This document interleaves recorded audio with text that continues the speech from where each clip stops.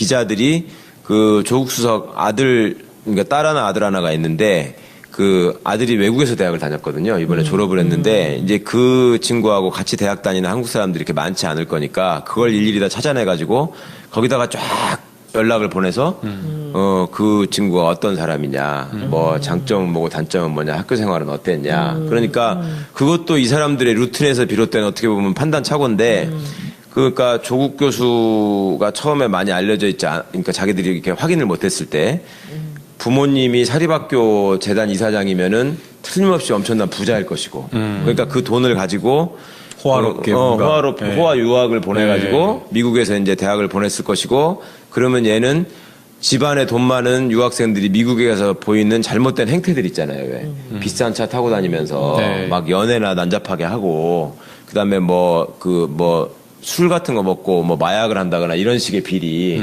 이런 것들을 염두에 두고 그 확인해 보려고 그랬는지 모르겠어요. 또 혹여라도 한쪽으로 무슨 뭐 이 친구가 학교 생활하면서 실수를 했거나 잘못한 점이 있으면 그걸 가지고 공격을 하면은 사실은 공격 당하는 입장에서는 내가 직접 공격 당하는 거는 견딜 수 있지만 그렇잖아요. 자식은 정말 힘들잖아요. 그러니까 그렇게 해가지고 더 흔들려 버리려는 생각이 있었던 것 같아요. 그리고 실제로 그 변희재류의 그 뭐 매체나 이런 거에서 또 그 어머님 그 세금 체납 문제도 그런 매체에서 처음 시작이 된 거고 그 다음에 그 자녀들이 뭐 학교 문제 뭐 이런 걸 가지고 또 그 비트는 기사들이 또 나왔었죠. 이름도 틀리게 해가지고 썼던데 보니까 무슨 뭐 왜 특목고를 애들이 왜 나왔냐 뭐 이런 것도 시비를 걸고.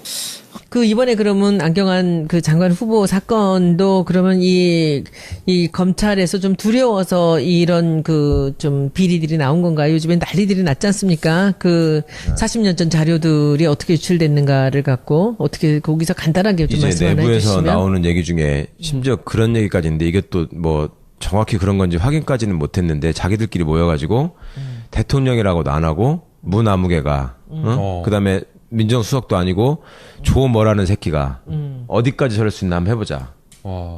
이런 얘기들을 한다는 거예요. 그리고 과거의 경험에 비춰봐서 그런 사람들이 있을 법한 조직이에요, 실제로. 그러니까 과거에 이 사람들이 정권 초기마다 다들 검찰 개혁을 한다고 내세웠지만 결국은 실패한 역사들을 이 사람들도 체득을 해서 알고 있잖아요. 그러니까 니들이 이번에는 다르다고 하지만 그래 법무부 장관 한 2명만 연속 낙마시키고 그렇지 나와봐 또 딴 놈 나와봐. 네, 한번 해보자. 해보자 이거구나. 그리고 그렇게 되면 이제 당연히 국민들도 왜 저렇게 장관 하나도 제대로 못 고르고 시끄러워. 그렇지, 벌써 그게 시작됐잖아요, 지금. 이렇게 하고 이제 또 이제 조선일보 뭐 나서가지고 이제 또 이래저래 뒷구멍으로 흘린 자료들 받아가지고 이건 되게 중요한 얘기네. 보도해가지고 때리기 시작하면 또 시끄러워지고 그다음에 또 이제 야당들 뭐 들고 일어나가지고 지금 벌써 그거 시작한 거 아닙니까? 조국 물러나라부터 해가지고. 그렇지, 조국 물러나라. 기가 막힌 이야기죠. 그거 하려고 하는 거잖아요, 지금. 너 또 나와봐. 다른 놈 다음번 누구야? 그렇게 해서 우리가 쉽게 말해서 장관 못 가게 하고 2달만 시끄럽게 하면. 그렇지. 대통령 지지율 이거 50, 차네. 그래. 50% 밑으로 떨어지는 건 한순간이다. 그치. 네, 그때도 너네가 견딜 수 있나 보자.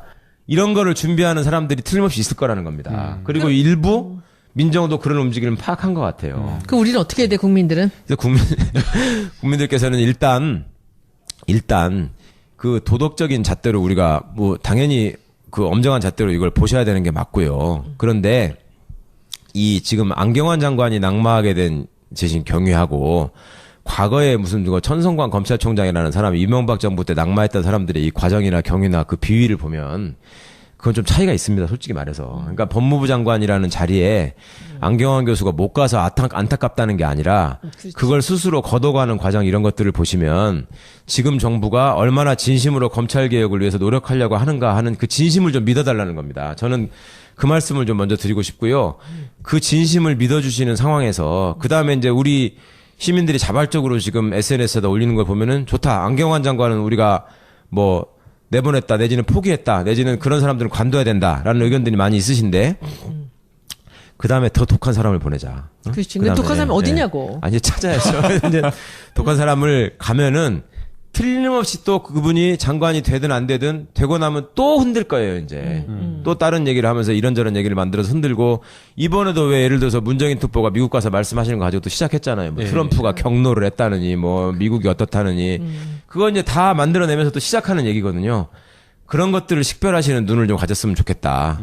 그래서 정말 시민 여러분들이 너무나 밝은 눈을 가지기 위해서 아셔야 될 게 좀 많긴 하지만 그래도 어쩝니까? 우리가 특검이나 헌재가 제대로 일을 하게 하는 것은 결국 국민들이 너네들을 지켜보고 있다라는 거 하나 때문에 그게 가능했던 일이거든요. 근데 그게 지금 무슨 뭐 폭탄이 문자 폭탄이니 어쩌고 하면서 모든 것을 자기들 지지율이 지금 이렇게 맨 땅에 떨어져 있는데도 지금 이걸 똑같은 행태를 갖고 지금 반복하고 있지 않습니까? 아주 돌아버리겠어요, 저는 정말. 그러니까요. 어떻게 해야 되나. 사실은 저희가 그 지난번 그 검찰 알바 시간에 이거 좀 판결문 공개 과정 문제가 있다.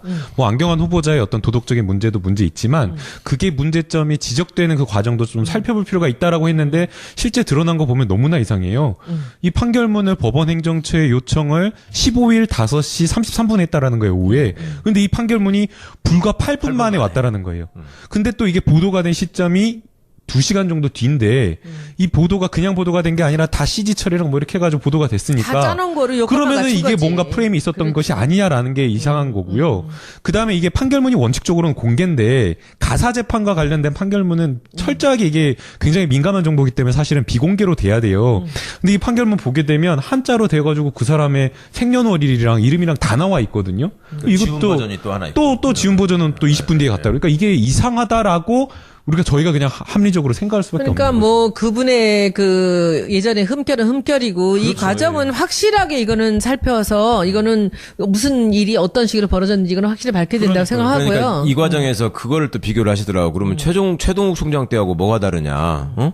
그 최동욱은 최동욱대로 그렇게 하고서 또 그 왜 유출됐느냐 밝혀야 된다 했던 거하고 그 뭐가 다르냐 이런 식의 말씀을 하시는데 이게 지금 그런 선상에서 이렇게 단순 비교를 하실 일이 아니잖아요. 그때는 제대로 일하고자 하는 사람들을 떨어뜨리기 위해서 한 것이고 이번에도 마찬가지로 또 그런 일이 벌어진 건데 그때는 권력이 앞장서서 한 거고 이번에는 권력이 제대로 개혁을 해보려고 하는 거를 방해하는 사람들이 지금 이 일을 한 거지 않습니까? 그러니까 그런 거에 대한 가치 판단은 저는 있어야 된다고 생각합니다. 그리고 지금 그 최동욱 그 사건이랑 이번에 지금 이 안 후보 사건이랑 이제 이런 식으로 여자 문제라든지 이제 사생활에 대한 걸 갖고 이렇게 파헤치다가 이제 또 좀 점잖아질만 하니까 이 지금 탁현민 그 행정관 얘기가 또 나오는 거예요. 오늘 아침부터. 또 나오는데 뭐 이 친구가 옛날에 무슨 뭐 여자 문제를 갖고 여러 가지 뭐 책들 쓰고 뭐 이렇게 했다는 얘기예요. 어디 가서 비리를 저지른 게 아니라 그런 표현들을 했다라는 건데 한쪽만 잘라갖고 넣어가지고 지금 또 아침에 또 언론이 오늘부터 또 시작이 됐습니다. 근데 지금 또 시작을 해서 검색이 1위에 올라가는데 이게 이제 어떤 거냐면은 이 사람이 뭘 했다 아니다가 아니라 이것이 반복적으로 어떤 자료를 갖고서는 돌려가면서 이것을 계속 이런 건수를 만드는 거죠. 그리고 뭐 조국이 잘못했다. 무슨 뭐 누구야. 그 인사수석이 어떻게 했다. 그다음에 이제 그다음에는 대통령이 잘못했다. 청와대가 잘못했다. 이것을 거리를 만들어 갖고 언론이 같이 돌리고 있다라는 느낌이죠. 그런데 지금 뭐냐면 오늘 아침에 신문에는 이런 얘기예요. 왜 민주당 여성 의원들이 가만히 있냐? 민주당 여성 의원들이 할 일이 없습니까? 그 행정관 얘기 갖고서는 우리가 성명서라도 내야 됩니까? 저는 너무 짜증이 나고 그 사람이 뭘 어떤 얘기를 했던 어떻게 했든지 간에 이것이 벌써 몇 주 전에 있었던 얘기잖아요. 그러니까 이제 그 안 후보 떨어뜨리고 나니까 다시 두 번째 버전이 또 나오는 거예요. 저는 이 내용들을 보면서 이거 진짜 이 조국 나와라. 네. 뭐 누구 나와라 이런 얘기들이 나오고 있는데 제가 이제 페북에다 글을 하나 쓰다가 말고 이제 나왔는데 이 보통 이제 우리 마무리를 하면서 오늘 드리는 말씀은 보통 우리가 이제 어떤 기업이 대기업이죠. 어떤 상품을 만들어내지 않습니까? 근데 이것이 잘 팔리다가 벼랑간 이것이 매출이 떨어져요. 그래서 보니까 옆에 있는 경쟁자들이 나와서 잘 싸우면서 이 매출이 떨어져요. 그러면 조사를 해요. 여론조사를. 그럼 조사를 하면 왜 떨어졌는지 이유가 나와요. 그럼 바로 그 이유를 고치려고 그래요. 이겨야 되니까 자기들이. 근데 제가 정치권에 들어보니까 여론조사를 어마어마하게 돈을 써서 하는데 이 사람들이 여론조사는 내가 선거에서 이기기 위해서만 해요. 지금 여론조사를 보면은 지금 우리 야당들 여론조사 그 결과를 보면 이 사람들이 지금 앉아서 지금 청와대를 흔들고 문재인 정부를 흔드는데 지금 쓸 여력이 없습니다. 그 여론조사를 보면 그걸 분석을 해야 돼요. 왜 민심이 떠나갔는가? 네. 왜 우리한테 등을 지는가? 왜냐하면 다음번 선거를 준비해야 됩니다. 근데 이 사람들은 그 여론조사에 관심이 없어요. 그냥 어떻게 하면 청와대를 흔드는가? 조국을 흔들어야 돼. 여기서 실세가 누구야? 그러면 그 사람들을 위해서 흔들기 위해서 거기에 뭐 행정관 얘기도 나오는 거고 장관 후보가 나오는 거고 나오는 사람마다 뒤에 가서 그 여자 문제 네. 그리고 40년 전에 그 얘기 무슨 사생활 이해가 안 돼요. 이 사람들이 지금 이러고 있을 땐가, 그리고 이 야당들이 결국 지금 이런 데다 에너지를 쓰면서 사람들의 눈을 흐리고 언론과 함께 합세를 해서 이렇게 하고 있을 땐가, 이 국민들이 어떻게 해야 되는지, 이거 보면 진짜 그 변호사님, 우리 국민들이 뭐 어떻게 행동하면은 폭탄이라 그러고 이 사람들을 무슨 뭐 짐승 취급하면서 또 같이 또 말살을 시키지 않습니까? 그래서 제가 참 어떻게 해야 될지 모르겠어요. 저는 이 민심이라는 것은 이미 이제 다 떠났다고 생각을 하거든요. 근데 본인들이, 그래서 여기서 박지원 의원 같이 보면 진짜 이분이 정말 구단이구나라는 느낌을 받는 게, 여기서 자기는 사람들의 그 민심을 갖고 와야 되거든요. 네. 그러려면 지금 잘하는 건 잘하는 거라고 얘기를 해야 된다라고 얘기를 하잖아요. 네. 어떻게 보면 그게 노예하다고 볼 수도 있지만 그것이 민심을 보는 거예요. 잘하는 건 잘하는 거고 잘못했을 때 또 가서 걸더라도, 근데 무조건 잘못했다, 아니다, 틀렸다, 뭐 자격 없다, 뭐 잘라라, 나와라, 막 이 습관을 갖고 있는 겁니다. 그래서 저는 진짜 변호사님 예. 어떻게 해야 되는지 국민들이. 그러니까 이 권력을 가진 사람들이 지금 시민을 무시해온 역사가 여태까지 계속되고 있고, 그러니까 과거에도 우리가 정권은 바꿨을지 몰라도 다른 권력들은 하나도 바꾼 게 없지 않느냐라는 말씀을 이제 우리 유시민 선생이 하시면서 뭐 어용지식인 말씀도 하고 그랬는데, 저는 뭐 그 정도까지 갈 필요는 없을지 몰라도 일단 시민 여러분들께서 권력기관에 쫄지 마시라 라는 말씀을 꼭 드리고 싶고요. 그 권력기관에 쫄지 않도록 하는 작업을 지금 이 정부가 만들어가고 있다. 그런 점에 대해서 우리가 최대한의 성원을 보내줘야 될 것 같고, 그 다음에 그 중간중간에 드러나고 있는 어떤 그 사소한 잘못들이 있을 수 있습니다. 그런 그 잘못들에 대해서도 정말로 과거하고 비교해서 냉정하게 한번 판단해달라는 거죠. 그러니까 위장전입이라는 말 한마디에 그냥 모든 것을 규정하고 그렇게 속지 마시고, 그런 것도 본질이 무엇인지를 우리가 한번 생각해보자. 그런 말씀을 꼭 좀 드리고 싶고, 그 다음에 이제 정부가 완성되고 움직여가는 과정들을 보면서 우리 국민들이 그 과거에 정부에 바랬던 그런 모습들대로 이게 움직여지지 않는 모습이 있다면 과감한 의견을 제시하고 질타를 해야 되는 것도 있지만, 잘하고 있는 거를 방해하는 사람이 있으면 그것도 절대 용납해서는 안 된다. 그 사람들한테 이제 제전 앞장서서 부탕질을 칠 게 결국 정치인들인데, 그 사람들이 제일 두려워하는 게 너는 다음에 선거 나오면 넌 무조건 안 된다. 그러니까 예를 들어서 국민의당이 저기에서 뭐 발목 잡고 할 때도 다음 지방선거 때 너를 호남에서 지워버리겠다, 막 이런 표현을 썼잖아요. 그러니까 그런 것들이 실제로 잘못했을 때 그게 현실화될 수 있다라는 그런 의지들을 계속 표명을 해주시면 결국 이 사람들도 제자리로 돌아올 수밖에 없다. 그러니까 주권자로서의 어떤 그 힘에 대한 자신감을 가지고 한번 저희가 같이 힘을 합쳐보시자고요.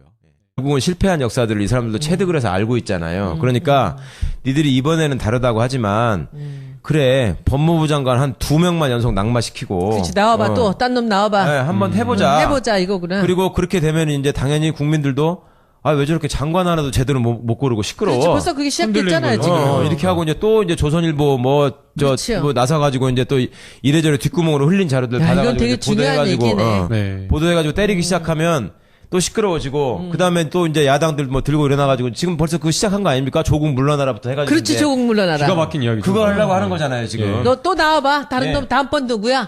그렇게 해서 우리가 쉽게 말해서 장관 못 가게 하고 2달만 시끄럽게 하면. 그렇지. 대통령 지지율 이거 50, 차네, 그래. 50% 밑으로 떨어지는 건 그렇지. 한순간이다. 네. 그치. 네, 그때도 너네가 견딜 수 있나 보자. 그러니까 무슨 뭐 왜 특목고를 애들이 왜 나왔냐, 뭐 이런 것도 시비를 걸고. 그 이번에 그러면 안경환 그 장관 후보 사건도 그러면 이 검찰에서 좀 두려워서 이런 그 좀 비리들이 나온 건가요? 요즘엔 난리들이 났지 않습니까? 그 40년 전 자료들이 어떻게 유출됐는가를 갖고 어떻게 거기서 간단하게 좀 이제 말씀 하나 내부에서 해주시면. 나오는 얘기 중에 심지어 그런 얘기까지 있는데, 이게 또 뭐 정확히 그런 건지 확인까지는 못했는데, 자기들끼리 모여가지고 대통령이라고도 안 하고 무나무개가, 그다음에 민정수석도 아니고 조 뭐라는 새끼가 어디까지 저럴 수 있나 한번 해보자.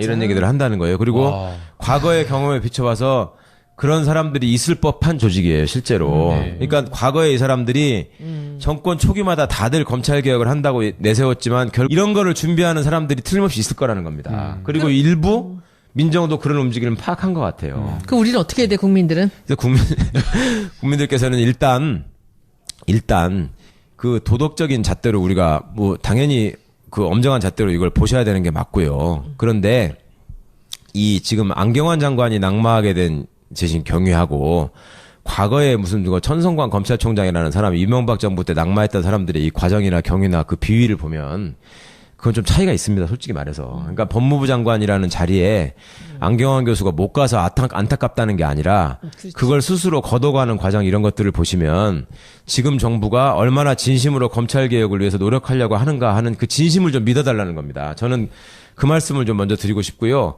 그 진심을 믿어주시는 상황에서 비싼 차 타고 다니면서 네. 막 연애나 난잡하게 하고 그다음에 술 같은 거 먹고 뭐 마약을 한다거나 이런 식의 비리 이런 것들을 염두에 두고 그 확인해 보려고 그랬는지 모르겠어요. 또 혹여라도 한쪽으로 무슨 뭐 이 친구가 학교 생활하면서 실수를 했거나 잘못한 점이 있으면 그걸 가지고 공격을 하면은 사실은 공격 당하는 입장에서는 내가 직접 공격 당하는 거는 견딜 수 있지만 그렇잖아요. 자식은 정말 힘들잖아요. 그러니까 그렇게 해가지고 더 흔들려 버리려는 생각이 있었던 것 같아요. 그리고 실제로 그 변희재류의 그 뭐 매체나 이런 거에서 또 그 어머님 그 세금 체납 문제도 그런 매체에서 처음 시작이 된 거고 그 다음에 그 자녀들이 뭐 학교 문제 뭐 이런 걸 가지고 또 그 비트는 기사들이 또 나왔었죠. 이름도 틀리게 해가지고 썼던데 보니 기자들이 그 조국 수석 아들, 그러니까 딸 하나 아들 하나가 있는데 그 아들이 외국에서 대학을 다녔거든요. 이번에 졸업을 했는데 이제 그 친구하고 같이 대학 다니는 한국 사람들이 이렇게 많지 않을 거니까 그걸 일일이 다 찾아내가지고 거기다가 쫙 연락을 보내서 그 친구가 어떤 사람이냐, 뭐 장점은 뭐고 단점은 뭐냐, 학교 생활은 어땠냐. 그러니까 그것도 이 사람들의 루틴에서 비롯된 어떻게 보면 판단 착오인데 그러니까 조국 교수가 처음에 많이 알려져 있지 그러니까 자기들이 이렇게 확인을 못했을 때 부모님이 사립학교 재단 이사장이면은 틀림없이 엄청난 부자일 것이고 그러니까 그 돈을 가지고 호화롭게 뭔가. 호화 유학을 보내가지고 미국에서 이제 대학을 보냈을 것이고 그러면 얘는 집안에 돈 많은 유학생들이 미국에 가서 보이는 잘못된 행태들 있잖아요. 왜?